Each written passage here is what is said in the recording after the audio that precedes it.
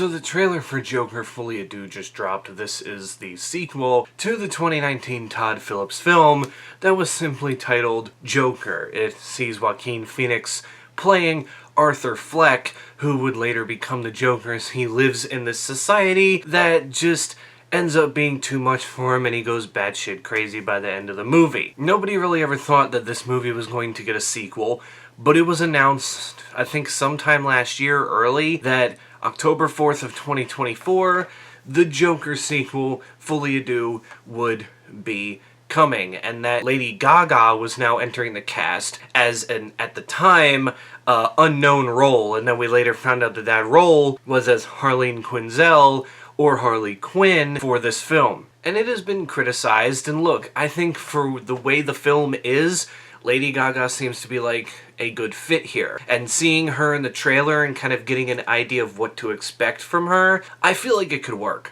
I mean, seriously, we're talking about the Lady Gaga who used to really rely on shock value for her career. And not saying it wasn't her, her music wasn't good enough or anything, but when you go back and watch a lot of her older music videos, you're just kind of going, man, what the hell is going on here? Like, it was so weird. And I think playing a character like this, especially when the time period that the Joker is supposed to be set, it just fits. I mean, I think people will be complaining because she doesn't have her New York accent, but what does that matter in a movie like this that's just kind of its own little thing, rather than tied to an actual DC universe in itself? And now I think we're starting to get the idea of what they mean by musical, because that's kind of where it was throwing everybody off, including myself, that the Joker 2 was going to feature a lot of musical elements. And basically, what I'm getting from that with the trailer is, I don't necessarily think Harley and Joker are going to be singing. I think that Joaquin and Gaga will basically be dancing through a lot of musical portions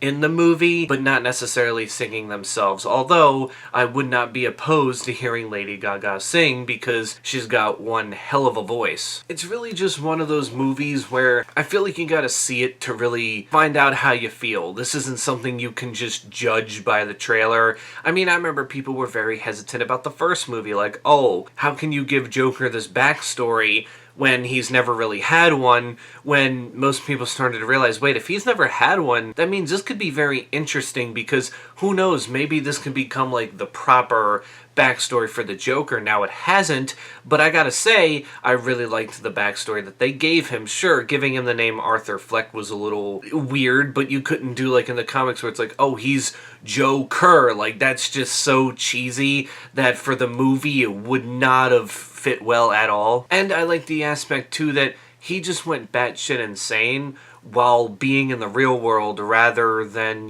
all of this stuff happening, falling in the vat of acid, and that's kind of what made it crazy. Again, it's cool for comic books, but when you're trying to not necessarily relate to the character, but see where they're coming from, then the Joker kind of pinpointed like, oh, okay, this is what's going on with him, this is why he's so batshit, and this is why he became who he was. And I still think it's interesting too, because this Joker is also not attached to Batman. He did see, a kid Bruce Wayne in the first movie, so obviously Batman doesn't exist yet, and we just saw Bruce Wayne's parents die at the end of the first movie, so maybe they could be planning some, like, Batman cameo at some point in time. I still kind of doubt it here, but with his Joker not being attached to a Batman, it just gives us time to focus on his story, and now a new story, as I do believe that Harley Quinn's story will be the main focus of the next movie.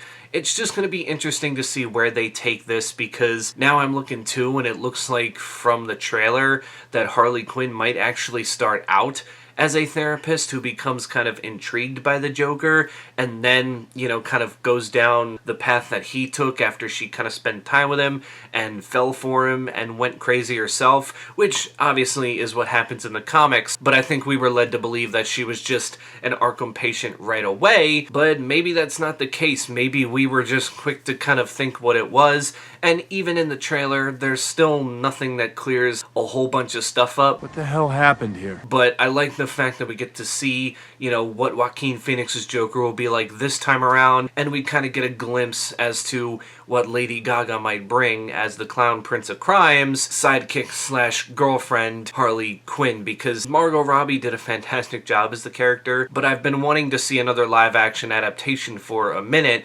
and now that we're getting to see that, it's going to be interesting to see the kind of spin they put on it after, you know, getting kind of the comic bookier version. Now we're getting something that is its own little thing, and you can basically do whatever you want, so long as you don't stray too far from the backstory. Because I think that's the thing I said when it was announced that Lady Gaga was going to be Harley Quinn was, that's cool, this is still its own thing, but what made the Joker movie work so well was the Joker never typically had like a set backstory, so you could, you know, put it whatever way you wanted to. With Harley Quinn, I feel like you can't stray far away from the actual backstory that she has.